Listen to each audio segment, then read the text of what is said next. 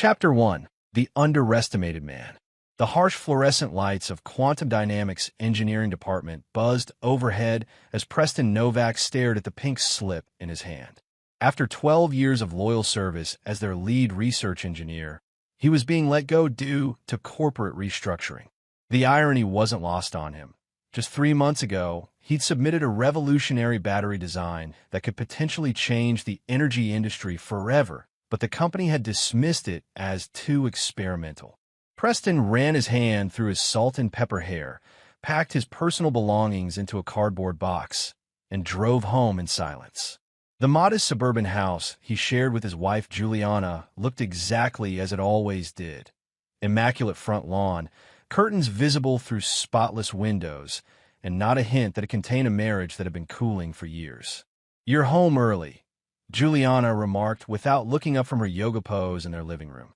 At 43, she maintained the toned physique of someone 10 years younger, an achievement she reminded Preston of frequently. "I got laid off," Preston said simply, setting down his box of belongings. Juliana's pose collapsed. She stood up, activewear hugging her frame, her blonde hair perfectly styled despite her workout.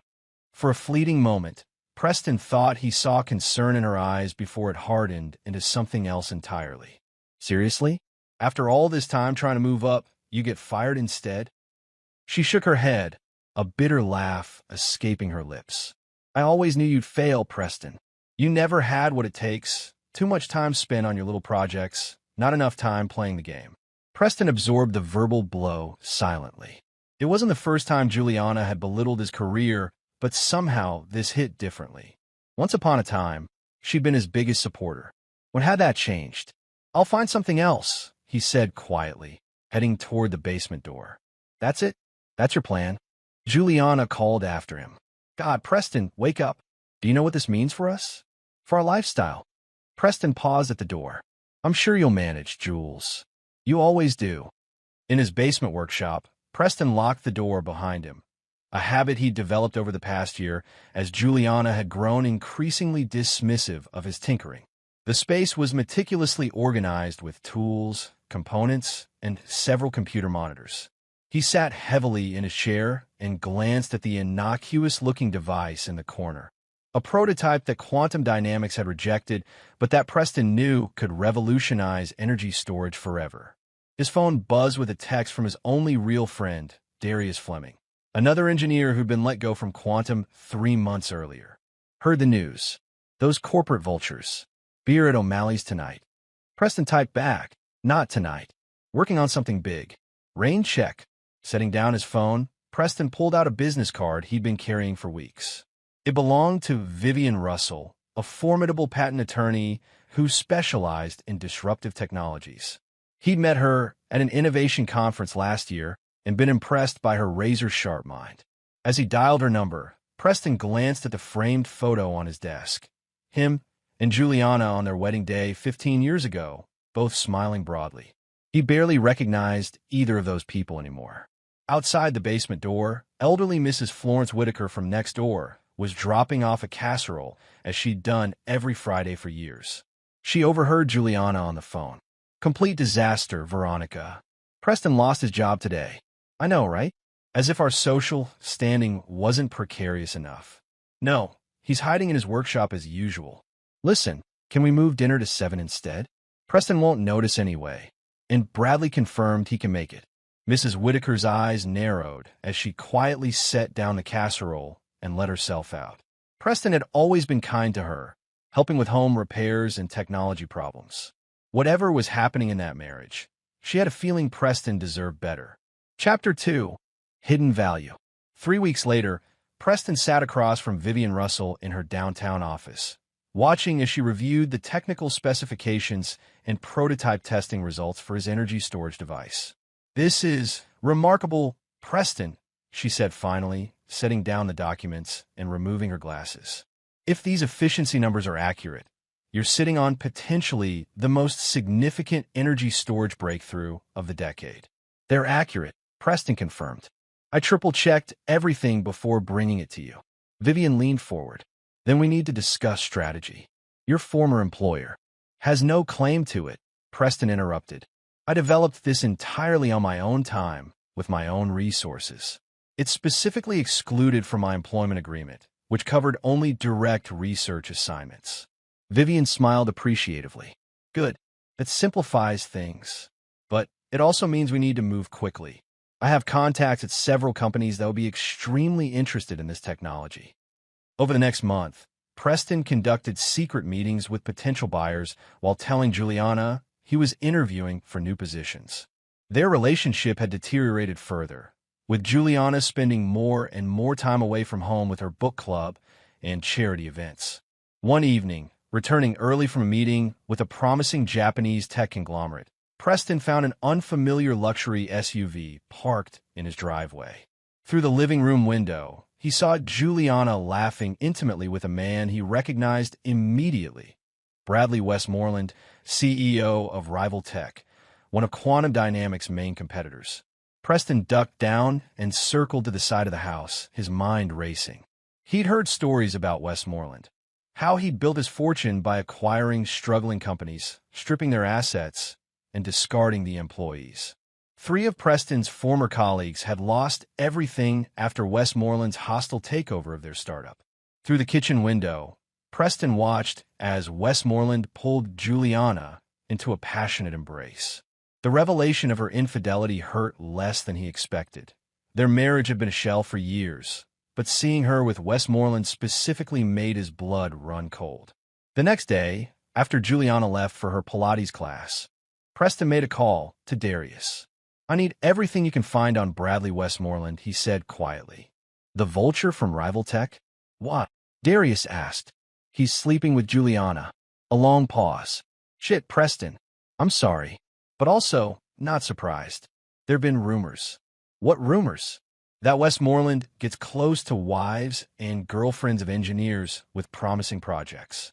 It's his technique. Corporate espionage with a personal touch.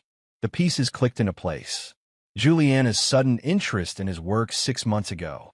Her detailed questions about his little project before she dismissed it as worthless. The unexplained times when his workshop looked slightly disturbed. That evening, Preston installed hidden cameras in his workshop and throughout the house. 3 days later, while supposedly at a job interview, he watched remotely as Juliana led Westmoreland into their home and then into his workshop, where they rummaged through his papers. There's nothing useful here, Juliana complained. He keeps everything important on encrypted drives. Keep looking, Westmoreland insisted. Our sources say he's developed something groundbreaking. If Quantum was too stupid to recognize it, their loss is our gain. Preston had seen enough. He contacted Vivian Russell immediately and accelerated the patent sale negotiations. Within 2 weeks, they had finalized a deal. $67 million for exclusive rights to his energy storage technology, with substantial royalties on future implementations. The night after signing the deal, Juliana confronted him over dinner. You've been distant, Preston, always at these supposed interviews that never lead anywhere. Her tone was accusatory, but Preston detected the fishing for information. I'm doing my best, Jules, but as you so helpfully pointed out, I'm a failure. He pushed his plate away. Maybe you're right.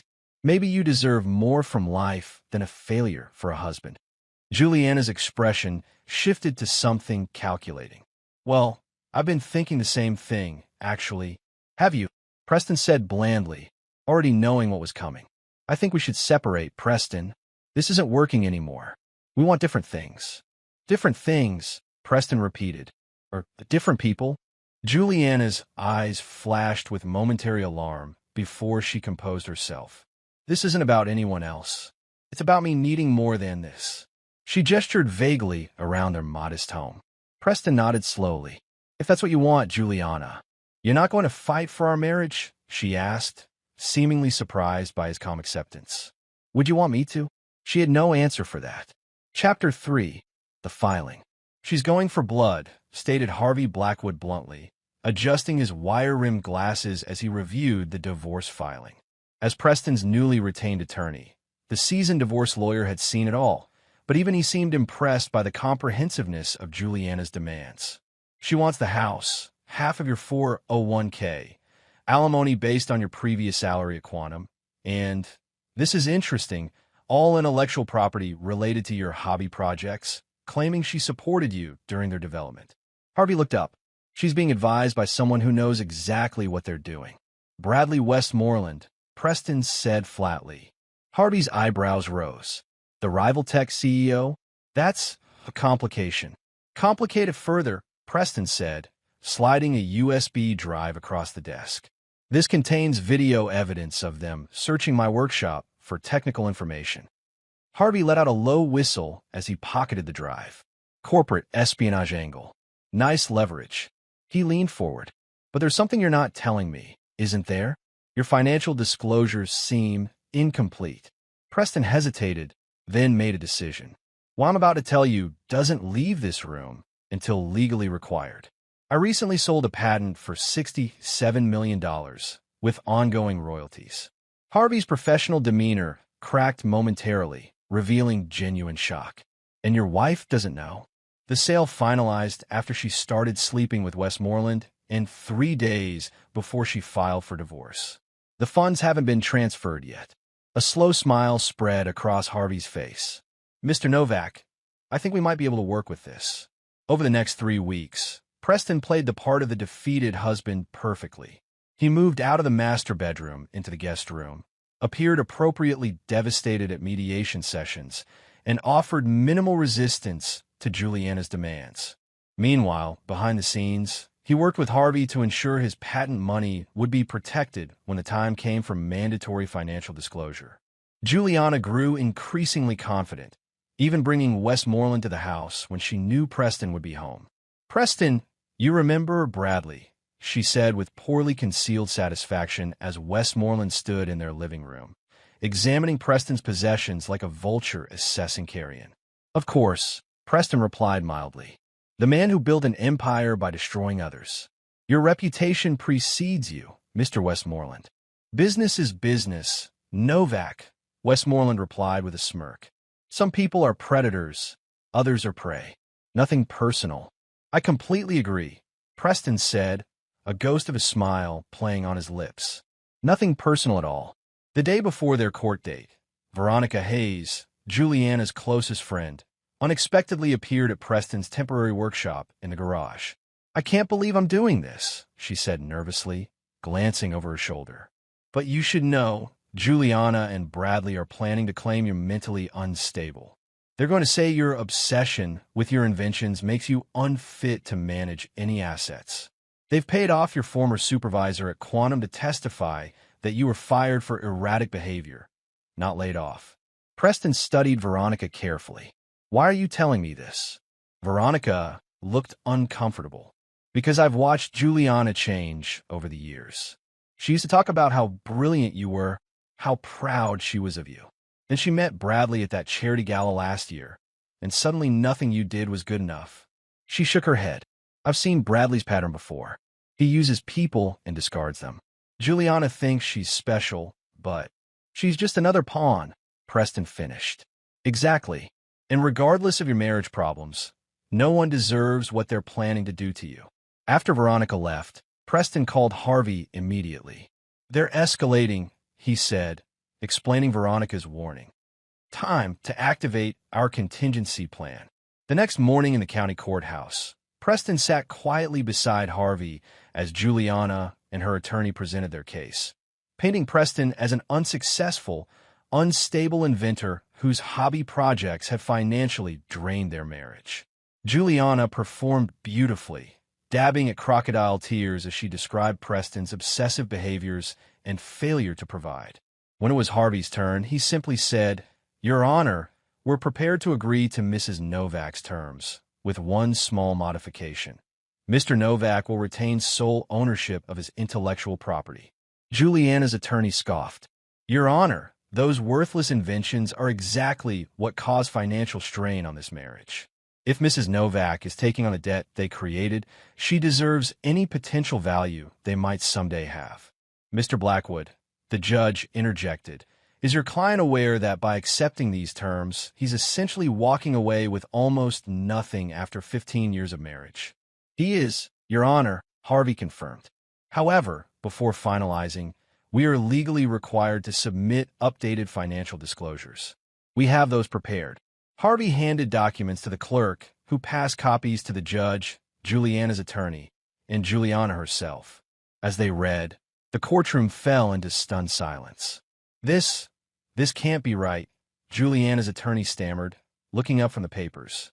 Mr. Novak, are you claiming you received $67 million for a patent sale 3 days after your wife filed for divorce? That is correct, Harvey answered smoothly, along with ongoing royalties estimated at $3 to $5 million annually for the next 20 years. Juliana's face had drained of all color. Preston, she whispered, her voice barely audible. Is this true? Every word, Preston replied calmly. The patent that Quantum rejected. The one you and Bradley searched my workshop for. The hobby project you mocked for years. The judge, an older woman with shrewd eyes, studied the documents carefully. Mrs. Novak, are you still seeking divorce from Mr. Novak? Juliana's attorney whispered urgently in her ear, but Juliana was still staring at Preston in shock. We need time to reconsider in light of this new information, her attorney said. Your Honor, Harvey interjected, my client has accepted the terms Mrs. Novak requested. The only modification is retaining his intellectual property, which, as we've just demonstrated, has considerable value. Mrs. Novak gets exactly what she asked for. The house, half the 401k, and alimony based on his previous salary. My client doesn't seek to modify those terms despite his changed circumstances. The judge looked at Juliana, whose composure had completely crumbled. Mrs. Novak, did you file for divorce because you believe your husband was financially unsuccessful? And no, Your Honor, Juliana stammered.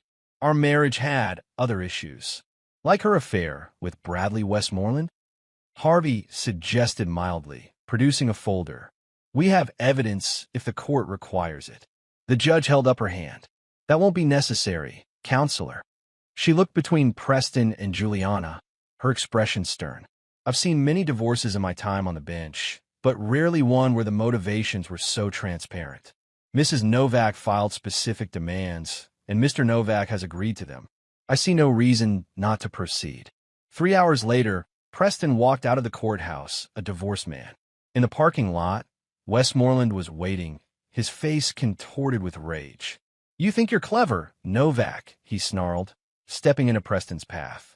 But you've made a serious mistake. Nobody crosses me and gets away with it. Is that a threat, Mr. Westmoreland? Preston asked calmly. It's a promise, Westmoreland replied. By the time I'm done with you, you'll wish you'd never invented anything in your life. That patent money won't save you from what's coming. As Westmoreland stormed off, Juliana approached, her earlier shock replaced by calculation. Preston, we need to talk, she said. There's been a terrible misunderstanding. The misunderstanding was mine, Preston interrupted. I thought we were partners. Turns out I was just a stepping stone until something better came along. He started walking toward his car. You can't do this, Juliana called after him. I'm still the woman who stood by you for 15 years. Preston turned back. No, you're the woman who laughed when I lost my job and said you always knew I'd fail. Consider this my response. Chapter 4, Brewing Storm. The morning after the divorce was finalized, Preston woke in a modest hotel suite that belied his new wealth. His phone was flooded with messages from former colleagues who'd seen the courthouse records, old friends suddenly remembering his existence, and several increasingly desperate texts from Juliana. The most interesting message came from Harvey. Westmoreland made inquiries about appealing the divorce settlement. Judge denied without hearing. He's not taking it well. Preston smiled faintly. It had begun. Over breakfast, he opened his laptop to find an email from Darius with an encrypted attachment. You stirred up the hornet's nest, buddy. Westmoreland is livid. Attached is what my contact at Rival Tech sent. Internal memo about targeting your other projects. Watch your back. The memo outlined Westmoreland's instructions to his corporate espionage team. Identify Preston's ongoing research, find legal vulnerabilities in his patent applications, and neutralize the threat by any means necessary. Preston's phone rang, Vivian Russell, his patent attorney. "I assume you've heard," she said when he answered. "That Westmoreland's coming after me?" "Yes. It's worse than that. He's called in favors with the patent office to review your energy storage patent for potential prior art conflicts. It's a delaying tactic, but it could tie up your royalty payments for months." Preston considered this. Can he succeed in invalidating the patent? Extremely unlikely. Your documentation is impeccable, but that's not his real play. He wants to buy time to reverse engineer the technology, Preston concluded. Exactly. And without ongoing capital from royalties, he's betting you won't be able to legally fight him.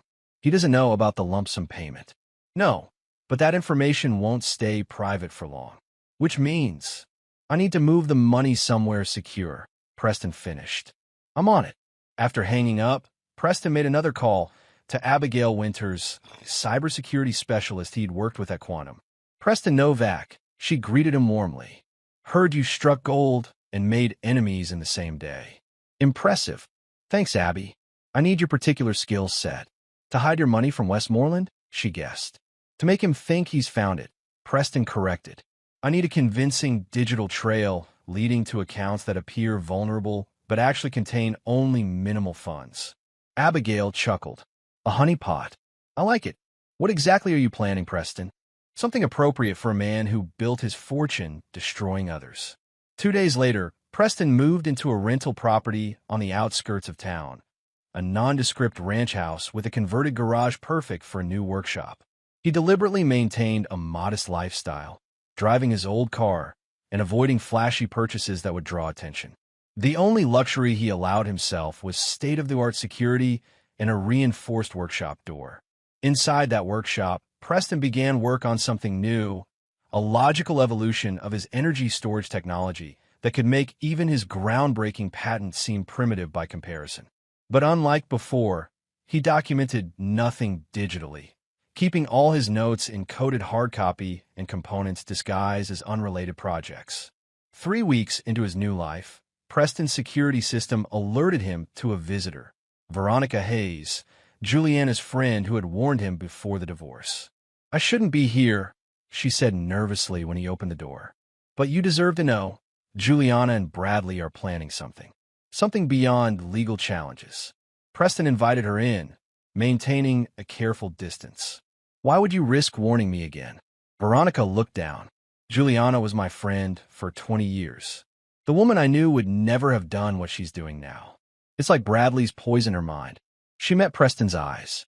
"She's convinced you have more patents pending, ones that could be worth even more than the first. She's feeding Bradley information about your work habits, your research patterns. And you know this how? Because she tried to recruit me to help." Veronica pulled out her phone, showing Preston text messages from Juliana asking her to reconnect with Preston and gather intelligence. Preston studied the messages carefully. "Thank you for showing me this, but I'm still not sure why you're helping me." Veronica's expression hardened. "Because I was married to someone like Bradley Westmoreland, a man who saw people as tools to be used and discarded. My ex-husband destroyed me financially, professionally, and nearly broke me psychologically. I won't stand by and watch it happen to someone else." After Veronica left, Preston called Darius and Abigail to his workshop for an emergency strategy session. If Westmoreland was escalating beyond legal channels, Preston needed to be prepared. "First," Darius said, placing a small device on the table, "we sweep for bugs." The sweep revealed 3 listening devices already planted in Preston's new home. One in the living room, one in the bedroom, and one on the exterior of his workshop. "Professional job," Abigail noted, examining one of the deactivated bugs. "Military grade. Your friend Westmoreland isn't playing around." "Then neither will I," Preston replied grimly. That night, Preston executed the first phase of his counteroffensive. While Abigail created a convincing digital trail showing Preston transferring his patent money to various investment accounts, Darius called in a favor from Lisa Zhang, a financial reporter for the Wall Street Journal. The next morning, a seemingly innocuous article appeared in the business section. "Energy innovation pioneer invests patent windfall in new research venture." The article deliberately included just enough information to point Westmoreland in specific directions without revealing Preston's actual plans. The bait was set. Chapter 5, Countermeasures. The sleek glass tower of Rival Tech headquarters gleamed in the morning sun as Bradley Westmoreland stormed into his corner office, slamming the Wall Street Journal onto his desk where Juliana waited. "Did you see this?" he demanded, jabbing his finger at the article about Preston's supposed new venture. Juliana skimmed it quickly. "This can't be right. Preston doesn't have the connections or business acumen to set up something like this. Apparently your ex-husband has been hiding more than just his patent," Westmoreland snarled. "He's managed a secure series of funding for a new energy company with that Chinese manufacturing conglomerate we've been trying to partner with for years." "Bradley, calm down," Juliana urged. "This might be an opportunity. I know how Preston works, his research patterns. If he's starting a new company, he'll need his research notes from our old house." Westmoreland's expression shifted from rage to calculation. "You still have access? My name is still on the deed, even if he got the money. The locks haven't been changed." She smiled coldly. "I think it's time I collected some personal belongings, don't you?" Across town, in a coffee shop with no security cameras, Preston sat with a woman he hadn't seen in years. Nina Zhao, the brilliant engineer who had left Quantum Dynamics after Westmoreland orchestrated a hostile takeover of her father's company. "You realize what you're asking," Nina said quietly after Preston outlined his proposal. "Westmoreland destroyed my family's legacy. My father died of a heart attack 3 months after losing his company. Why would I put myself in his orbit again?" "Because you're the only one who understands the technology well enough to make this work," Preston replied. "And because taking down Westmoreland properly requires someone he's already underestimated once." Nina stirred her coffee thoughtfully. "Your prototype really achieved those efficiency numbers?" "Better," Preston confirmed. "The patent I sold was just the foundation. What I'm working on now makes that look primitive. And you're willing to risk everything just to get revenge on Westmoreland and your ex-wife." Preston shook his head. "Not revenge. Justice. Westmoreland has built an empire by stealing other people's innovations and destroying lives. It's time someone turned the tables." Nina was silent for a long moment.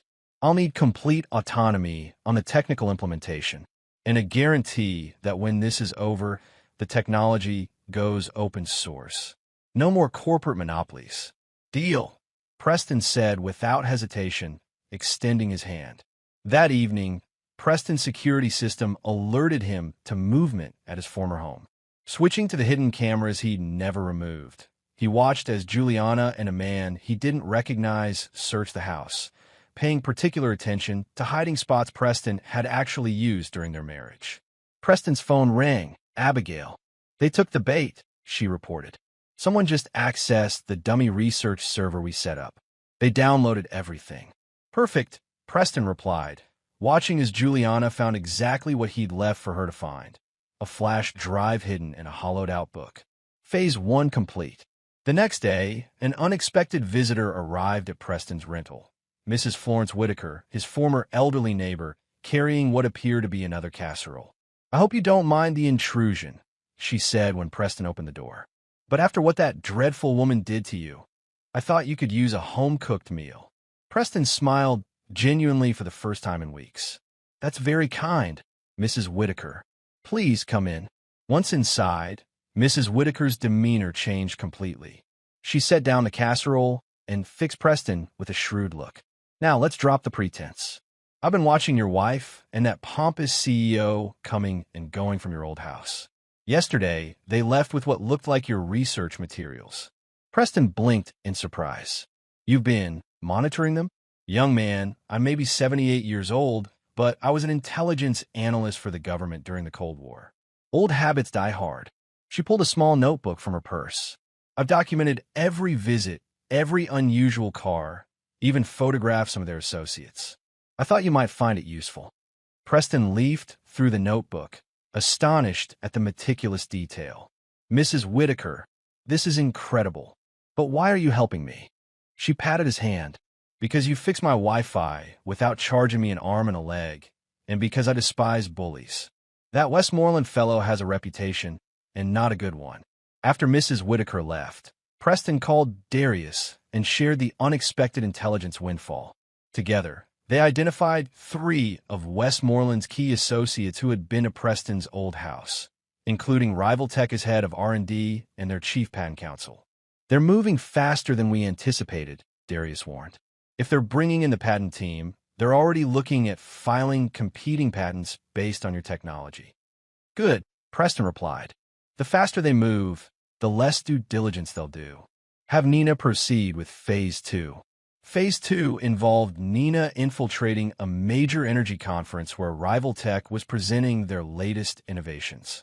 Using her credentials as a respected engineer, she gained access to their technical demonstration and planted specialized monitoring devices designed by Abigail that would transmit data on Rival Tech's development progress directly to Preston's secure server. Meanwhile, Preston himself made his first public appearance since the divorce, at a venture capital fundraising gala where he knew Juliana would be attending with Westmoreland. Dressed impeccably in a suit that subtly broadcast his new wealth, Preston circulated confidently through the crowd, shaking hands with investors and industry leaders. When Juliana spotted him across the room, her champagne glass froze halfway to her lips. Westmoreland, following her gaze, narrowed his eyes dangerously. Preston nodded politely in their direction before deliberately engaging in animated conversation with Clayton Rhodes, Westmoreland's biggest competitor. "Your ex-wife looks like she's seen a ghost," Rhodes commented, amused. "More like she's seen the future," Preston replied.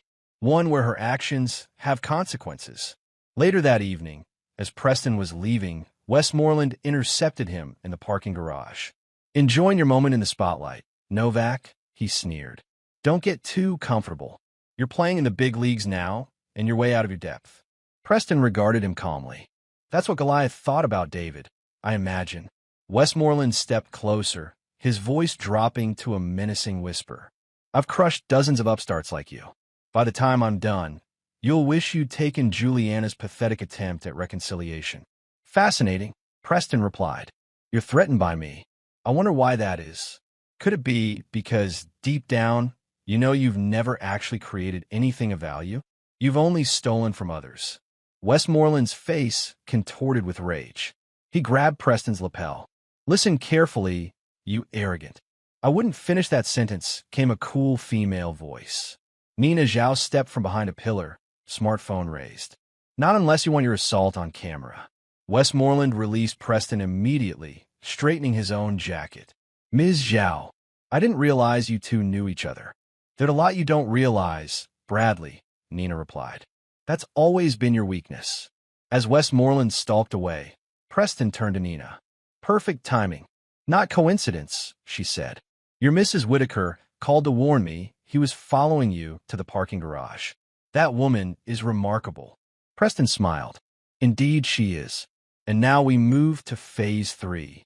Chapter 6, Escalation. The next 6 weeks saw a carefully orchestrated chess game unfold.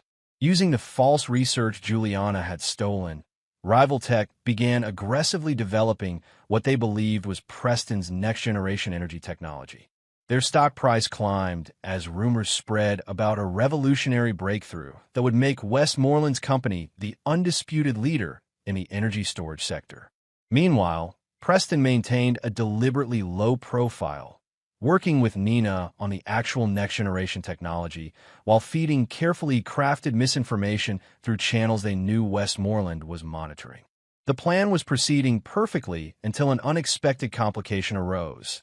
Juliana filed an emergency petition with the family court, claiming Preston had concealed assets during their divorce proceedings. "It's a fishing expedition," Harvey assured Preston during an emergency meeting. "She has no proof, but it's a legal maneuver to force additional disclosure and potentially reopen the settlement." "Can she succeed?" Preston asked. "Unlikely, but it will drain resources and attention at a critical time," Harvey replied, "which is exactly what Westmoreland wants." That same day, Preston received an alarming call from Darius. "We've been compromised. Someone broke into my apartment and copied my hard drive." "Were you backing up the actual research?" Preston asked urgently. "No, I'm not an idiot," Darius retorted. but they got access to our communications.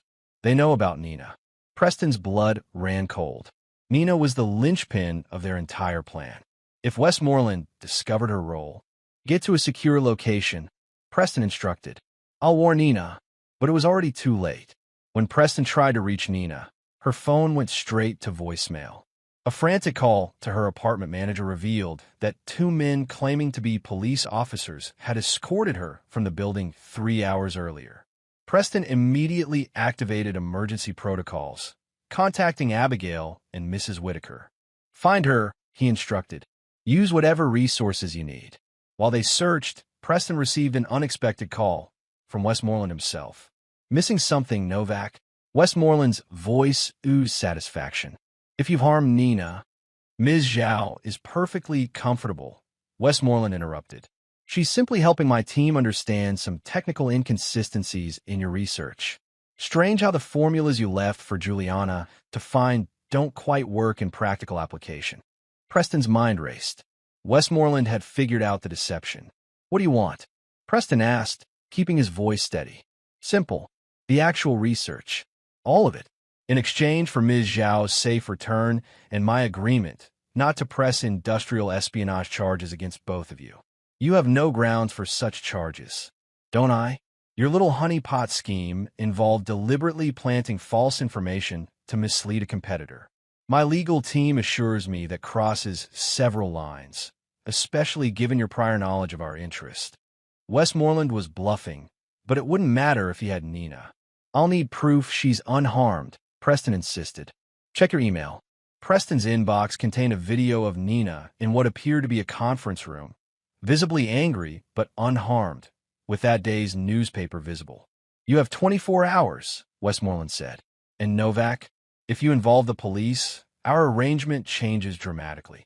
After Westmoreland hung up, Preston immediately called a crisis meeting with his team at a secure location, Mrs. Whitaker's basement, which they determined was the only place guaranteed to be free of Westmoreland surveillance. It's a trap, Darius stated flatly after Preston explained the situation. The moment you hand over the research, he'll have no reason to release Nina. Agreed, Abigail added. And once he has the actual technology, he'll use it to destroy you legally and financially. Mrs. Whitaker, who had insisted on joining the meeting, spoke up. You're all missing something obvious. Where exactly is this girl being held? The room fell silent as the implications sank in. The video background, Preston realized. It's not some remote location. That's the executive conference room at Rival Tech headquarters. Mrs. Whitaker nodded approvingly. Corporate kidnapping is messy.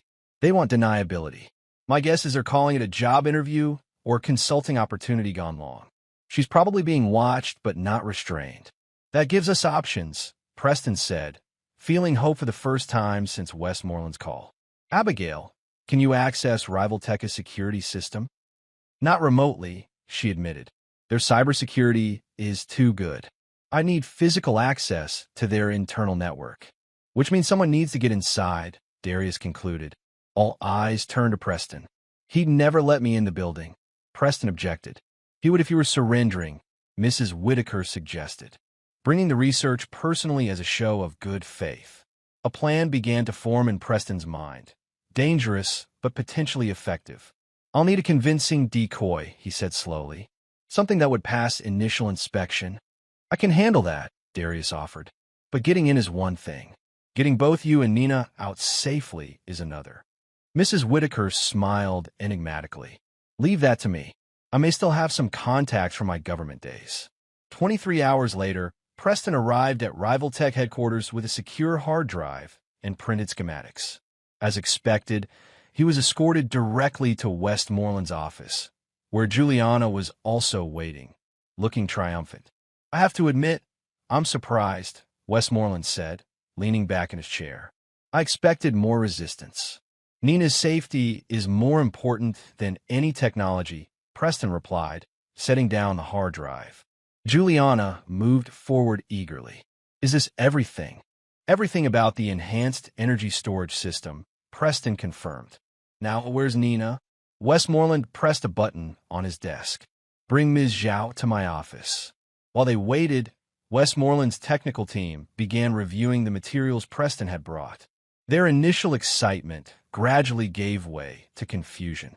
"Sir," one technician said hesitantly, "these formulas are similar to what we already have, but there are key differences." "Improvements," Preston supplied. "The versions Juliana stole were intentionally flawed. These will actually work." Westmoreland studied Preston suspiciously. "You gave in too easily." "As I said, Nina's safety takes priority." The office door opened, and Nina was escorted in by 2 security guards. Her eyes widened slightly when she saw Preston, but she maintained her composure. "Preston," she acknowledged coolly. "You shouldn't have come." "Touching reunion," Westmoreland mocked. "Now, Ms. Zhao, perhaps you can verify that what Mr. Novak brought us is legitimate." Nina examined the schematics carefully. "These appear correct. The resonance formulas match my understanding of Preston's approach." "Excellent," Westmoreland said, his earlier suspicion fading. "Phillips, escort Ms. Zhao out. Mr. Novak and I have a few details to finalize." As the security guard moved toward Nina, the lights in the office suddenly flickered. A moment later, the building's fire alarm blared. "What the hell?"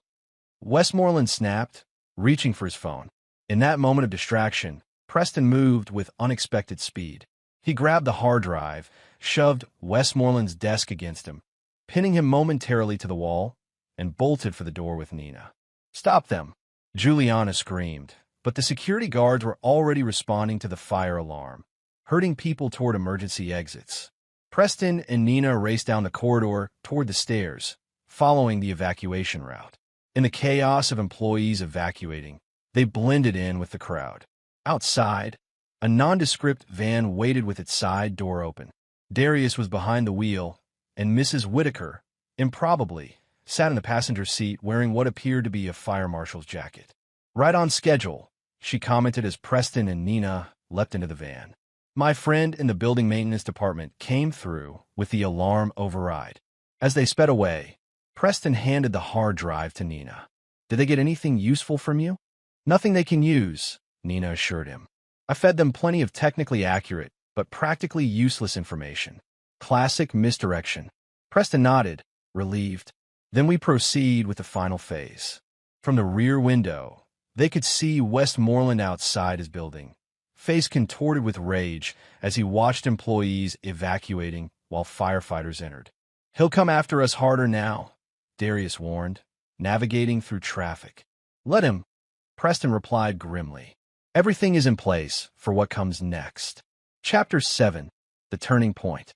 2 days after the escape from rival tech, Preston sat with his team in a secure warehouse that had been converted into a temporary headquarters. The walls were covered with flowcharts, timelines, and surveillance photos, a visual representation of their plan to bring down Bradley Westmoreland. "He's accelerated production based on the formulas you gave him," Abigail reported, reviewing data from their sources inside rival tech. "They've diverted nearly $50 million in resources to build a prototype." "And their stock?" Preston asked. Darius pulled up a financial chart. "Up 22% on rumors of the breakthrough." Westmoreland's been making the rounds with major investors, promising a revolution in energy storage. "Perfect," Preston nodded. "And the SEC filing?" "Submitted anonymously this morning," Harvey confirmed, detailing Westmoreland's history of corporate espionage with supporting evidence. Nina, who had been examining technical readouts, looked up. "Based on the modifications I made to the formulas, their prototype should function initially but experience a catastrophic resonance failure when scaled up." "Catastrophic how?" Mrs. Whitaker asked. "Not dangerous," Nina clarified, "but spectacular and embarrassing. The energy containment will fail dramatically. Lots of noise and light, but no real danger. Like a very expensive fireworks display." Preston checked his watch. Rival Tech's major product demonstration is in 3 days. Everything needs to be in position by then. The team dispersed to complete their assignments, leaving Preston alone with Mrs. Whitaker. "You're taking an enormous risk," she said quietly. "Westmoreland has resources, connections. Even if this works." "I know," Preston acknowledged. "But it's not just about revenge anymore. It's about justice for everyone he's destroyed. Mrs. Whitaker studied him thoughtfully. It wasn't always, though, was it? This started as revenge against your wife. Preston was silent for a moment. When Juliana mocked me after I lost my job, yes, I wanted her to regret those words. But seeing how Westmoreland operates, how many lives he's ruined, including Nina's family, he shook his head. This is bigger than my wounded pride now. Good. Mrs. Whitaker nodded approvingly. Revenge consumes the revenger. Justice serves a purpose beyond oneself. Later that evening, Preston received an unexpected call from Veronica, Juliana's former friend. Juliana's terrified. She reported without preamble. Westmoreland is blaming her for the flawed information. He threatened her. Preston frowned. Despite everything, he didn't wish Juliana physical harm. Threatened how? He said if the prototype fails, she'll pay the price for her incompetence. Preston, I've never seen him like this. He's unraveling. Tell her to distance herself from him. Preston advised. Stay somewhere he can't find her until after the demonstration. She won't listen to me anymore, Veronica said helplessly. She's convinced you're the enemy, that you're trying to destroy her along with Westmoreland.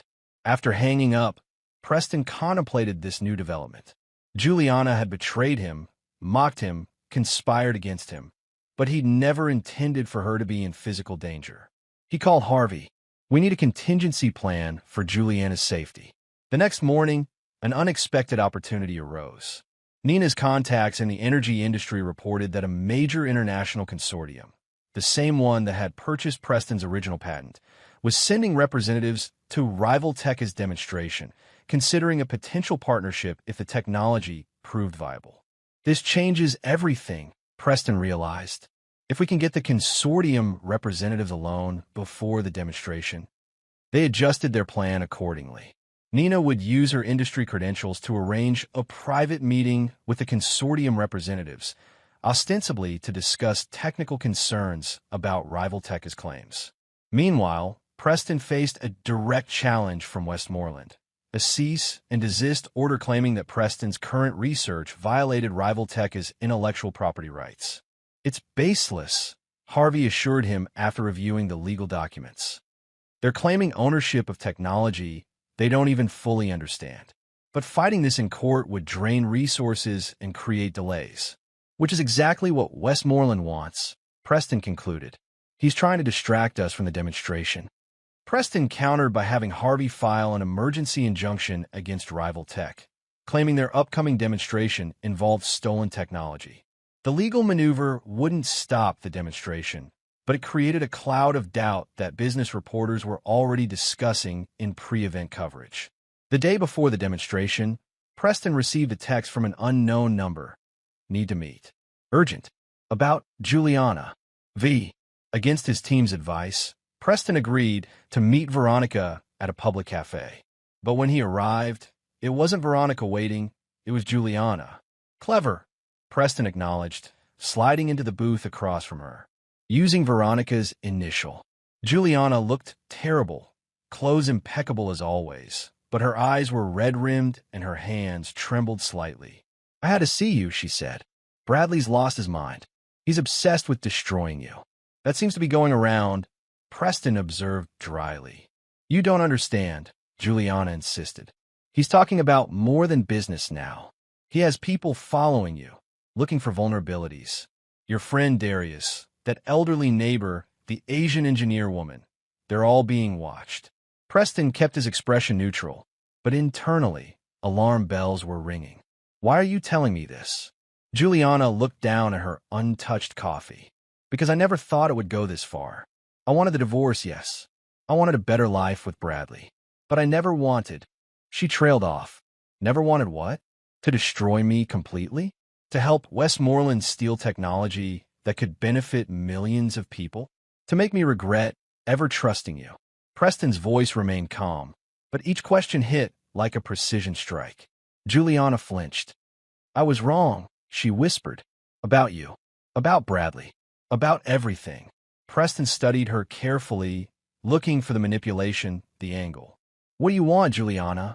A way out, she said simply. Bradley controls everything now. My finances, my housing, my social circle. I have nothing of my own left. That sounds familiar, Preston replied coldly. How does it feel? Tears welled in Juliana's eyes. I deserve that. I deserve all of it. But Preston, I'm scared of him now. Despite his resolve, Preston felt a flicker of the protectiveness he'd once felt for her. What are you proposing? Information, Juliana said. I know Bradley's security protocols, his private server passwords, his real plans for the demonstration tomorrow. I'll trade everything I know for protection and... She hesitated, a fresh start away from all of this. Preston was silent for a long moment. I'll need verification of the information first. Juliana slid a USB drive across the table, copied from his home office last night while he was sleeping. Preston pocketed the drive. I'll have this checked. If it's legitimate, we'll discuss terms for your protection. As he stood to leave, Juliana caught his hand. Preston, I am sorry. For what it's worth. Preston gently removed his hand from hers. I know, but some things can't be undone with an apology. Back at their headquarters, Abigail examined the USB drive carefully for malware before accessing its contents. It's clean, she confirmed, and it's a gold mine. Security protocols, financial records, emails outlining their entire corporate espionage operation. If this is legitimate, it's everything we need and more. Too convenient, Darius argued. It has to be a trap. Not necessarily, Nina countered. I've seen this before.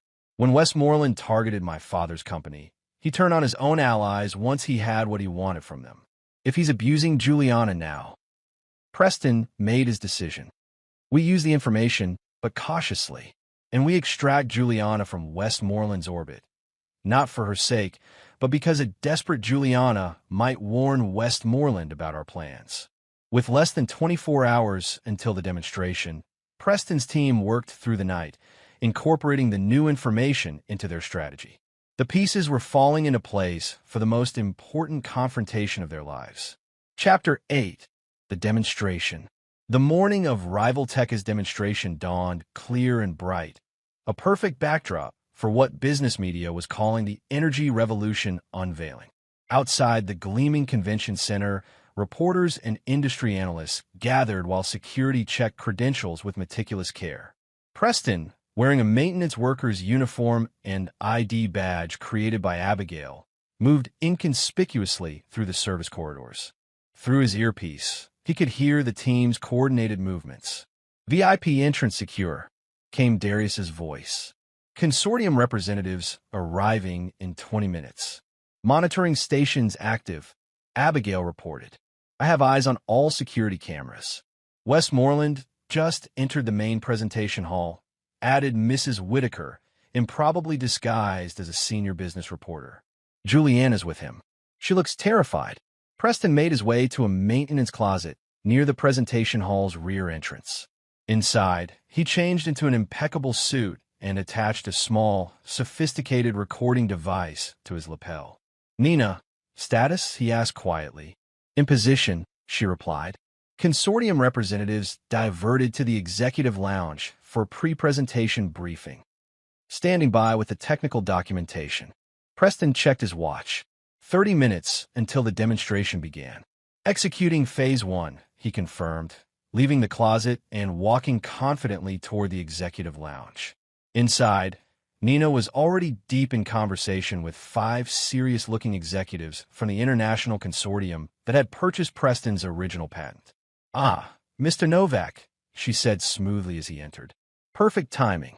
I was just explaining the technical discrepancies in Rivaltech's claims. The consortium's technical director, Dr. Leonid Volkov, fixed Preston with a penetrating stare. Mr. Novak, your presence here is unexpected. Mr. Westmoreland has spoken quite negatively about you. I'm sure he has, Preston replied calmly, taking a seat. Which is why I thought you deserved to hear directly from me before investing billions in his supposed breakthrough. For the next 15 minutes, Preston and Nina dismantled Rivaltech's technical claims, providing evidence that their revolutionary technology was based on fundamentally flawed applications of Preston's original work. The demonstration today will initially seem impressive, Nina explained, showing simulation results. But the containment field will destabilize at precisely 85% capacity. Dr. Volkov looked troubled. These are serious allegations. What evidence do you have beyond theoretical projections? Preston handed him a tablet containing the files from Juliana's USB drive. Rivaltech's own internal testing data, security camera footage from their labs showing previous failed tests, and emails discussing how to conceal the flaws during today's demonstration. The consortium representatives exchanged alarmed glances.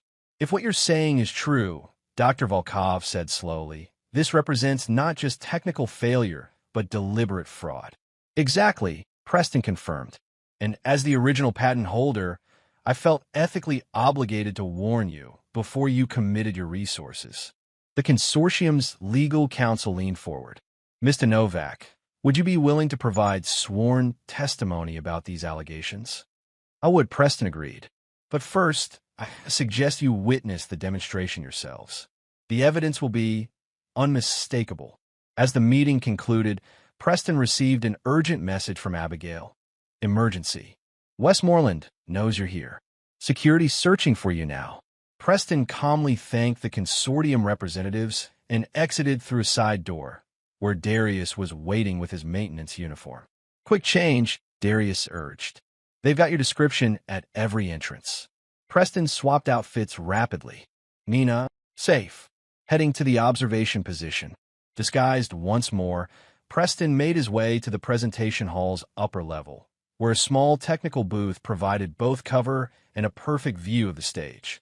Below, hundreds of investors, industry leaders, and media representatives filled the seats while technical staff made final adjustments to Rivaltech's prototype, a sleek, futuristic-looking energy storage unit positioned center stage.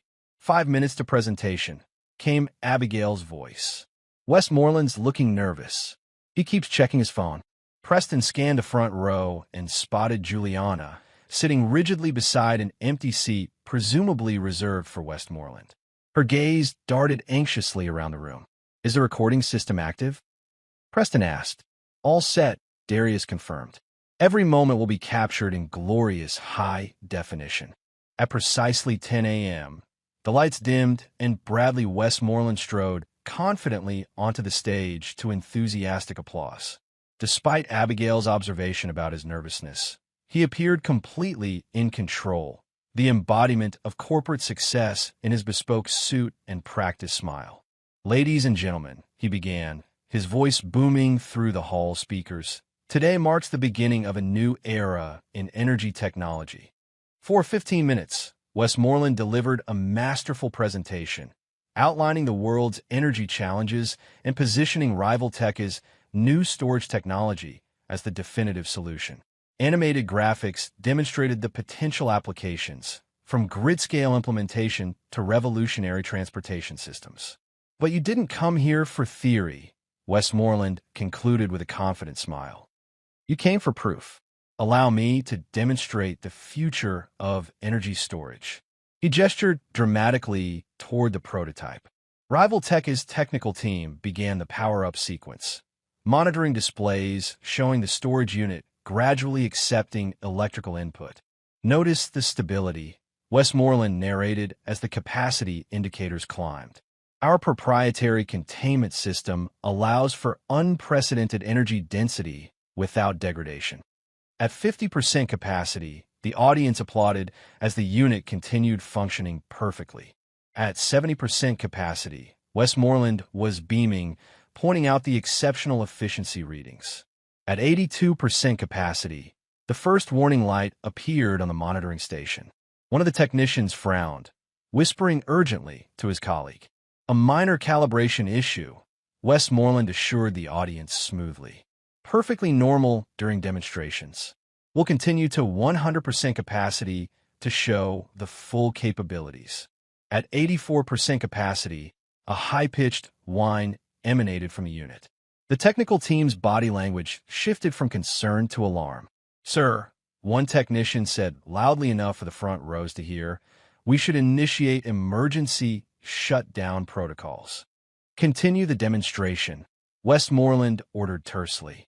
At 85% capacity, exactly as Preston and Nina had predicted, the containment field failed spectacularly. A blinding flash of blue-white light erupted from the unit, followed by an ear-splitting crack. The prototype's outer casing shattered, components flying in all directions as arcs of electricity danced across the stage.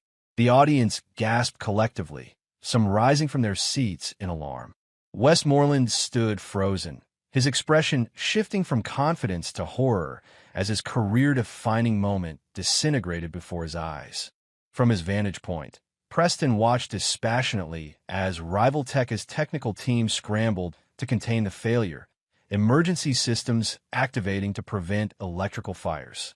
The demonstration had failed even more dramatically than anticipated. Phase 2 complete, he murmured into his communication device. Initiating Phase 3. As the chaos unfolded on stage, Preston made his way down to the main floor, where security was focused entirely on the stage situation. He approached the consortium representatives, who were watching the debacle with expressions ranging from shock to anger. Exactly as predicted, Preston said quietly to Dr. Volkov, down to the percentage point of failure. Volkov turned to him, eyes narrowed. You knew exactly what would happen. Because I understand the technology, Preston confirmed. As I explained earlier, Rival Tech's approach was fundamentally flawed. Before Volkov could respond, his attention was drawn to the stage, where Westmoreland was engaged in a heated argument with his technical team. Even over the commotion of the crowd, snippets of their exchange were audible. You assured me this was resolved. The modifications were untested. I don't want excuses. Fix this now. As security began evacuating the hall, Preston noticed Juliana slipping away through a side exit. Following a prearranged plan, Mrs. Whitaker intercepted her, guiding her toward a service corridor where Darius waited. Preston himself moved toward the stage, where Westmoreland was desperately trying to salvage the situation, calling for technical explanations and promising a follow-up demonstration to stunned investors who were already heading for the exits. Seeing Preston approaching, Westmoreland's professional demeanor cracked completely. You, he snarled, pointing accusingly. You did this. You sabotaged us. Several nearby reporters swiveled, cameras and microphones instantly focused on the confrontation. I sabotaged nothing, Mr. Westmoreland, Preston replied calmly, aware of the recording devices. Your prototype failed because your team tried to implement technology they didn't fully understand. Technology based on stolen research. That's a lie. Westmoreland snapped, advancing toward Preston aggressively. Security, remove this man immediately. Before they do, Preston continued evenly. I think these reporters would be interested in your corporate espionage operation. The one documented in files from your own servers. Westmoreland froze, his face paling. What files? The ones currently being reviewed by the SEC, Preston said, loud enough for nearby journalists to hear clearly. Along with evidence of your attempt to kidnap engineer Nina Zhao to extract proprietary information. The reporters erupted with questions, cameras flashing as Westmoreland's expression contorted with rage. You've destroyed yourself, Novak, he hissed, lunging forward and grabbing Preston's lapel. I will burn everything you've built to the ground. Security officers rushed forward, pulling Westmoreland back as he continued shouting threats. The entire exchange was captured by dozens of cameras, exactly as Preston had planned. As security escorted Preston from the building, he received confirmation from his team. Juliana was secure, Nina had additional private meetings scheduled with the consortium representatives, and Harvey was preparing to file formal complaints against Rival Tech with multiple regulatory agencies. Outside, in a nearby cafe, Preston watched live streams of the aftermath. Business news networks were already reporting on the catastrophic failure of Rival Tech's revolutionary technology, with financial analysts predicting severe consequences for the company's stock price. Phase 3 complete. Preston murmured, closing his laptop. Now we wait for the avalanche. Chapter 9. The Reckoning. The avalanche came faster and more devastatingly than even Preston had anticipated. By that evening, Rivaltech's stock had plummeted 37%, triggering circuit breakers and emergency board meetings. Video of Westmoreland's confrontation with Preston had gone viral, his threats and accusations making headlines across business news outlets. Meanwhile, the SEC announced a formal investigation into Rivaltech based on credible evidence of securities fraud and corporate espionage, causing another wave of panic selling when markets opened the following day. Preston monitored the unfolding chaos from the team's secure headquarters, where Juliana had been brought after the demonstration. "I never thought it would collapse this quickly," she said, watching CNBC's coverage of protesters outside Rivaltech headquarters, former employees and investors demanding answers. "Westmoreland built his empire on sand," Preston replied. "Once the first structural support failed, the rest was inevitable." Juliana looked at him searchingly. "Did you plan all of this from the beginning? Since the divorce?" "Not specifically," Preston admitted, "but I knew his type. Men like Westmoreland succeed through intimidation and theft, not innovation. They're always vulnerable to the truth." For days after the failed demonstration, Harvey arrived with news from his legal contacts. "Rivaltech's board has called an emergency session," he reported. "They're voting to remove Westmoreland as CEO. Their major creditors are calling in loans, and at least 3 class action lawsuits have been filed by shareholders." "And the patent situation?" Preston asked. "Complete vindication," Harvey confirmed with satisfaction. "The Patent Office has formally rejected all of Rivaltech's applications related to the energy storage technology. More importantly, the consortium has reached out about accelerating development of your next-generation system." Preston nodded, satisfied but not triumphant. This had never been about personal glory. Darius, monitoring news feeds, suddenly straightened. "You're going to want to see this," he said, turning up the volume on a breaking news report. On screen, federal agents were escorting a handcuffed Bradley Westmoreland from Rivaltech headquarters. The ticker below read, "Rivaltech CEO arrested on charges of securities fraud, corporate espionage, and witness intimidation." The room fell silent as they watched Westmoreland, disheveled and raging, being placed in an unmarked vehicle. "It's over," Nina said quietly. "Not quite," Preston replied, turning to Juliana. "There's still your situation to resolve." Juliana looked down, the weight of her choices evident in her posture. "I don't deserve your help, Preston. What I did to you." "This isn't about what you deserve," Preston interrupted. "It's about closing this chapter completely." The next morning, Preston met with Harvey and a financial advisor to structure what he called the final settlement. Using a portion of his patent proceeds, he established a trust that would provide Juliana with a modest but comfortable living, conditional on 3 requirements. She would relocate to another state, sign comprehensive non-disclosure agreements regarding Preston's work and personal life, and commit to voluntary community service. "Why are you doing this?" Juliana asked when he presented the offer. "After everything I did, you could leave me with nothing. Many would say I deserve that." Preston considered the question carefully. "Because carrying hatred forward serves no purpose. I'm not forgiving what you did. I'm just refusing to let it define my future." 1 week later, as Juliana prepared to leave for her new life in Arizona, she asked for a final private conversation with Preston. "I've been thinking about what you said," she began hesitantly, "about not letting the past define the future. I want you to know I understand now what I threw away." She looked at him with genuine regret. "You were never a failure, Preston. I was too blind to see what was right in front of me." Preston regarded her thoughtfully. In another lifetime, these words might have meant everything to him. Now, they were simply an epilogue to a closed chapter. "I hope you find what you're looking for, Juliana," he said sincerely. "Just make sure it's something real this time." After Juliana's departure, Preston gathered his team for a final strategy session. With Westmoreland facing criminal charges and Rivaltech in freefall, their immediate objectives had been achieved. The question now was what came next. "The consortium wants to fast-track development of the next-generation system," Nina reported.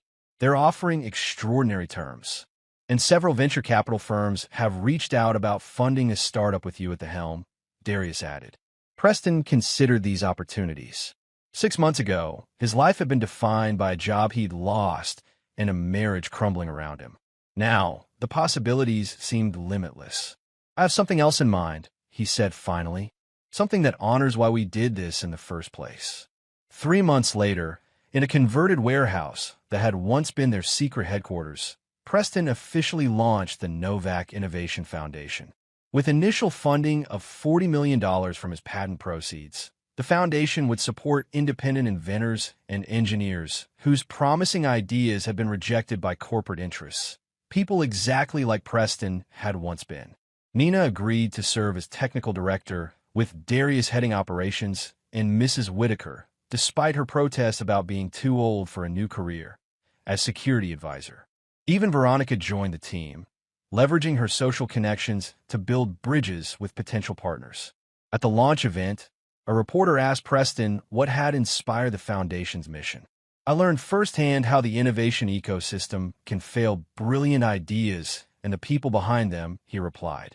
"But I also learned that with the right support network, those same ideas can change the world. We're not just funding inventions, we're protecting inventors." Later that evening, alone in his office, Preston reviewed the day's press coverage. His revenge against Westmoreland and Juliana had metamorphosed into something far more meaningful, a purpose that looked forward rather than back. On his desk sat a framed quote he'd selected as the foundation's motto, words that had guided him through his darkest moments after losing his job and discovering his wife's betrayal. "Success is not final. Failure is not fatal. It is the courage to continue that counts." Preston smiled at the irony. His journey had begun with a wife who laughed at his supposed failure, convinced he'd never amount to anything. Now her mockery had transformed into the catalyst for his greatest achievement. Not the millions from his patent, but the opportunity to ensure that other underestimated innovators would never have to walk the path he had traveled alone. Outside his window, the lights of the city sparkled like possibilities. The past was settled. The future awaited. Epilogue. 15 years later, the autumn sun cast long shadows across the Novak Innovation Campus as Preston made his way from the main research building toward the central courtyard. At 58, his hair had turned completely silver, lending him a distinguished appearance that suited his role as one of the most influential figures in American innovation. The campus, 5 modern buildings arranged around a verdant plaza in what had once been an abandoned industrial district, hummed with activity as researchers, engineers, and entrepreneurs collaborated on technologies that would shape the coming decades. Preston paused to observe a group of young inventors demonstrating a prototype to potential investors. The quarterly innovation showcase had become a coveted opportunity for emerging talent, with over 80% of feature projects securing funding. That success rate was just one of many metrics that testified to how far the Novak Innovation Foundation had come in 15 years. "Admiring your kingdom," came a familiar voice behind him. Preston turned to find Nina Zhao approaching, tablet in hand, her practical business attire contrasting with the excited grad students nearby. At 53, Nina had retained her sharp intelligence and no-nonsense demeanor, though decades of leadership had softened her once rigid professional boundaries. The small streaks of gray in her otherwise black hair were the only real indication of the years that had passed. "Just remembering what this place used to be," Preston replied with a smile. "Hard to believe it was once our emergency headquarters during the Westmoreland situation." Nina nodded, glancing around at the thriving campus. From revenge, plot command center to innovation ecosystem. Quite the transformation. She checked her watch. "Everyone's gathering in the memorial garden. Are you ready?" Preston took a deep breath. "As ready as I'll ever be." They walked together across the campus, exchanging greetings with researchers and staff. The Novak Innovation Foundation had grown beyond anything Preston had envisioned when he'd launched it with his initial $40 million. Now, with a $4.7 billion endowment and over 300 employees, the foundation had supported more than 500 independent innovators and launched 78 successful companies.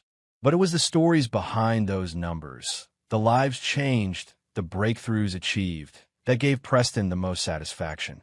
The Memorial Garden occupied a quiet corner of the campus, centered around a simple granite monument inscribed with a quote from Florence Whitaker. "The future belongs to those who see possibilities before they become obvious."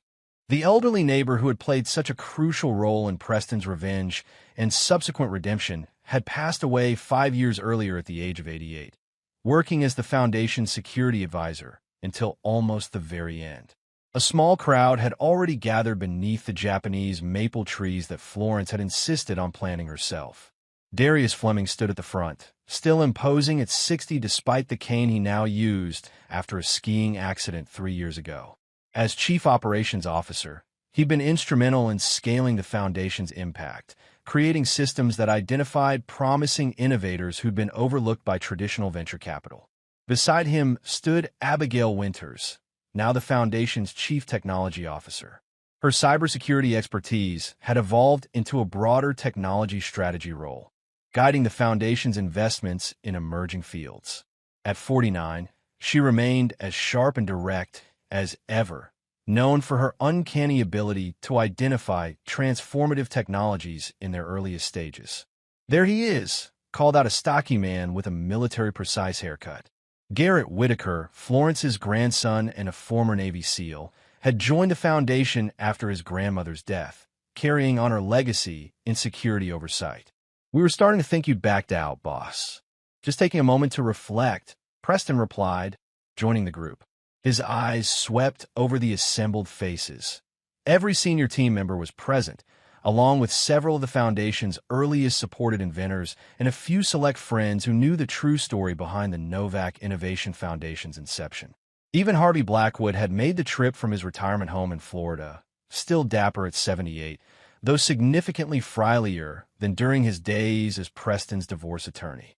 In the years following the Westmoreland incident, Harvey had become a trusted advisor to the Foundation before retiring a decade ago.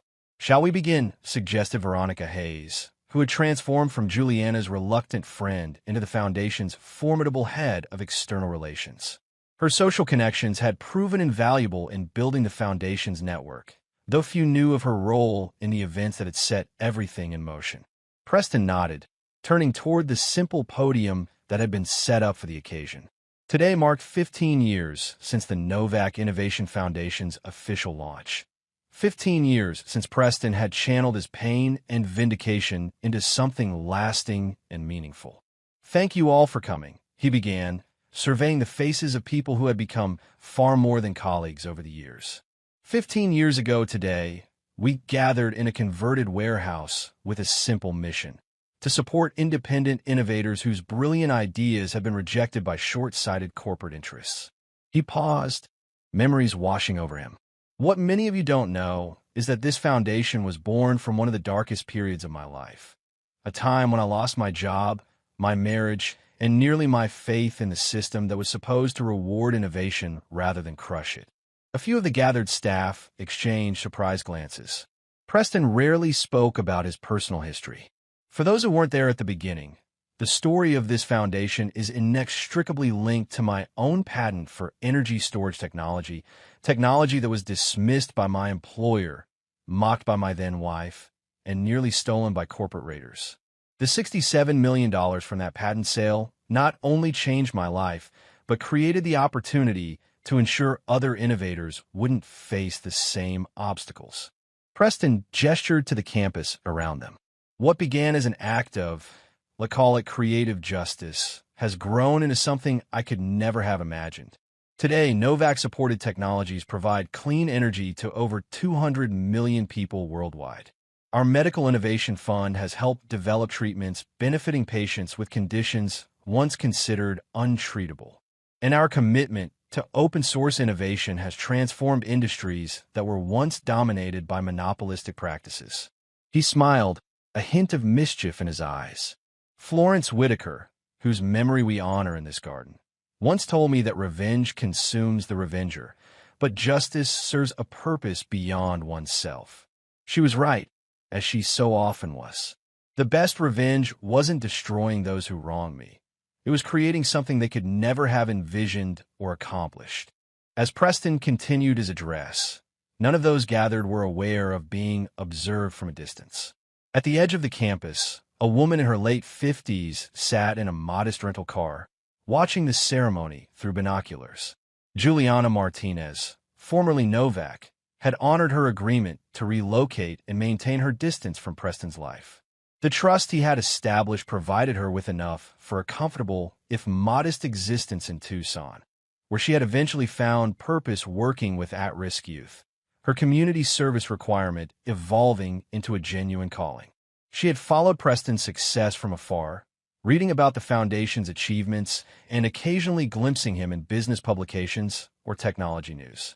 Today's 15th anniversary had drawn her back, not to interfere, but simply to see with her own eyes what might have been had she made different choices. As Juliana watched Preston speaking confidently to his assembled team, she felt not envy, but a complex mixture of regret and pride. The man she had once dismissed as a failure had changed the world, while the man she had left him for had become a cautionary tale in business ethics courses. Bradley Westmoreland had served 4 years in a minimum security prison for securities fraud and corporate espionage before being released. Barred from serving as an officer in any publicly traded company, he had attempted several comeback ventures, each ending in failure and further litigation. The last Juliana had heard, he was living in obscurity in Tampa, writing a never-to-be-published memoir about his persecution by the innovation establishment. Juliana started her car and drove away before the ceremony concluded. She had seen enough, not just of the present, but of the divergent paths that had stemmed from the choices made 15 years ago. Impressive speech, Nina commented as she and Preston walked back toward the main research building after the ceremony. Though you left out some of the more colorful details of our foundation story. Preston chuckled. Somehow I don't think we founded this organization after executing an elaborate revenge scheme would play well in our next annual report. Fair point, Nina conceded with a smile. Though the actual story would make one hell of a business school case study. They reached Preston's office, a deliberately modest space that reflected his continued aversion to ostentation despite his wealth. The walls displayed not awards or accolades, but photographs of inventors the Foundation had supported alongside prototypes of their most significant innovations. Have you seen the latest test results from the Sing team? Nina asked, handing Preston her tablet. Their superconducting material is showing stability at temperatures we thought impossible 5 years ago. Preston scrolled through the data, impressed. Dr. Arjun Singh had been one of the Foundation's earliest supported scientists, a brilliant materials researcher whose unconventional approaches have been rejected by traditional funding sources. Now, his work promised to revolutionize energy transmission globally. Notify the patent team, Preston decided. We'll follow the usual protocol, shared licensing with priority access for developing regions. The Foundation's patent policy had become one of its most influential innovations. Rather than hoarding intellectual property, the Novak model emphasized strategic protection combined with humanitarian licensing terms, ensuring technologies reach those who needed them most while still generating sustainable returns for continued innovation. Nina made a note. Also, Dr. Volkov called again about the consortium's acquisition offer. Preston sighed. Dr. Leonid Volkov, once the technical director who had witnessed Westmoreland's spectacular failure, had risen to lead the international energy consortium that had purchased Preston's original patent. Over the years, the relationship had evolved from cautious partnership to deep collaboration. Recently, however, Volkov had begun suggesting that the Foundation would achieve greater impact by being absorbed into the consortium structure. Same answer as before, Preston replied. We maintain our independence. He's persistent, Nina observed. The offer increased another 15%. It's not about the money, Preston said firmly. Independence is what allows us to take the risks traditional organizations won't. He gestured toward his wall of innovator photos. Every person there was rejected by the established players, including Volkov's consortium. We exist precisely because the conventional system fails too many brilliant minds. Nina nodded, having expected this response. Speaking of brilliant minds, Darius wanted me to remind you about dinner tonight. Apparently his daughter has some big announcement. Preston smiled at the mention of Lydia Fleming, Darius's 25-year-old daughter who had grown up alongside the foundation. Wouldn't miss it. My goddaughter's announcements are never small. After Nina left, Preston turned to the large windows overlooking the campus. The foundation had become his family in many ways, filling the void left by his failed marriage and the children he had never had with Juliana. He had dated occasionally over the years, including a 2-year relationship with an environmental scientist that had ended amicably when their career priorities diverged, but had never remarried. The foundation and its mission had become his primary focus, a purpose that continued to energize him even after 15 years. The restaurant Darius had chosen for dinner was understated but excellent, a local establishment the foundation had helped save during the economic downturn of 2031 through an emergency small business innovation fund. The owner greeted Preston warmly, leading him to a private room where Darius waited with his wife Marianne and their daughter Lydia. "Uncle Preston," Lydia exclaimed, embracing him enthusiastically. Though not his biological niece, she had adopted the title early in her childhood, and it had stuck. Brilliant and driven like her father, Lydia had forged her own path, deliberately avoiding direct involvement with the foundation to prove herself independently. "So what's this big announcement?" Preston asked after they'd ordered. "Last time you gathered us like this, you were heading to Tanzania for that renewable energy project."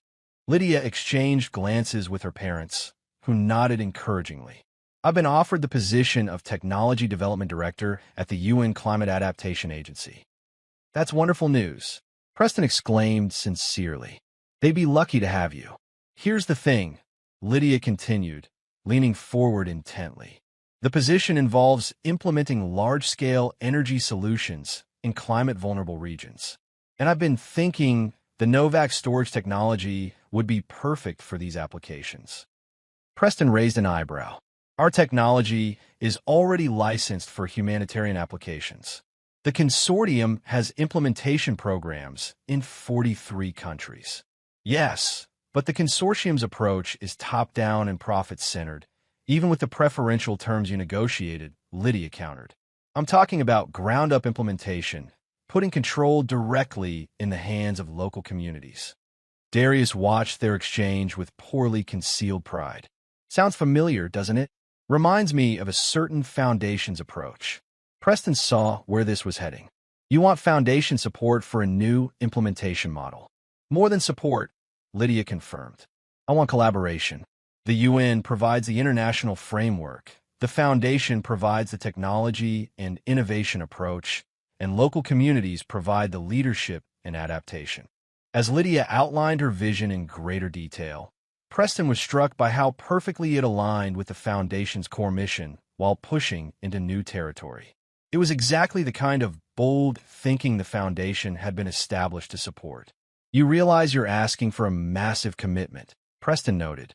"This would be the Foundation's largest direct implementation project ever." "I know," Lydia acknowledged. "But think about the impact. Energy independence for the regions most affected by climate instability. Technology transfer that empowers rather than creates dependency. A model that could change how humanitarian technology deployment works globally." Preston couldn't help but smile. 15 years ago, he had launched the foundation with a focus on supporting overlooked innovators. Now those innovators and their children were envisioning applications that went far beyond his original conception. "Write up a formal proposal," he decided. "I'll take it to the board personally." Lydia beamed. "I already have a draft." "I knew you'd say that." After dinner, Preston and Darius stepped outside, while Marianne and Lydia discussed details of the upcoming proposal. "She's remarkable," Preston said. "You and Marianne should be proud." "We are," Darius confirmed, leaning slightly on his cane. "Though sometimes I wonder where she gets her idealism." Preston raised an eyebrow. "From her godfather, perhaps?" Darius laughed. "Maybe, though I seem to recall that particular godfather started with revenge, not idealism." "People change," Preston replied, his thoughts drifting to the journey that had brought him here. 15 years is a long time. "Speaking of changes," Darius said, his tone becoming more serious, "have you thought more about Nina's suggestion? About documenting the Foundation's true origin story?" Preston had indeed been considering it. For years, he had maintained privacy around the personal betrayal and corporate espionage that had catalyzed the Foundation's creation. The official history mentioned his patent and his desire to support other innovators, but omitted the dramatic revenge plot against Westmoreland and Juliana. "I'm still not sure," Preston admitted. On one hand, the full story might help others who face similar betrayals. On the other hand, it keeps the focus on what the Foundation became, not how it started. Darius finished the thought. Preston nodded. Exactly. Besides, Florence always said the most interesting operations remain classified.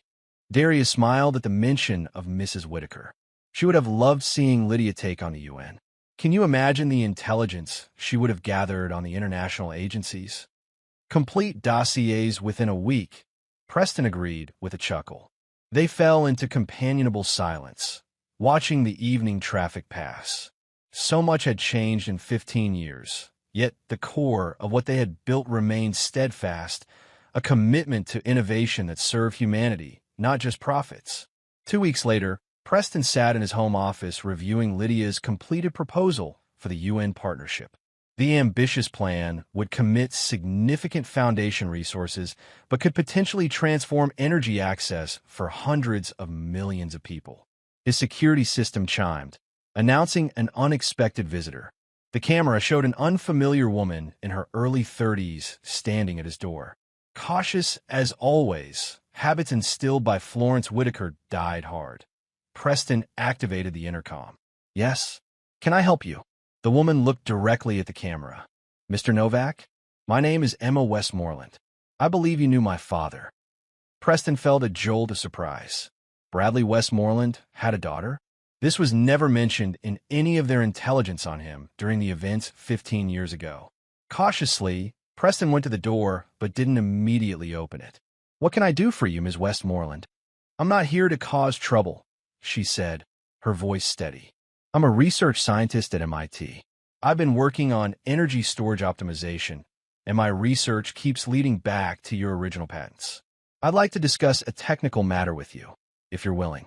Preston studied her through the security feed. She had Westmoreland's jawline, but none of his arrogance in her bearing. After a moment's consideration, he opened the door. "Come in, Ms. Westmoreland. Though I have to admit, I'm surprised by your visit."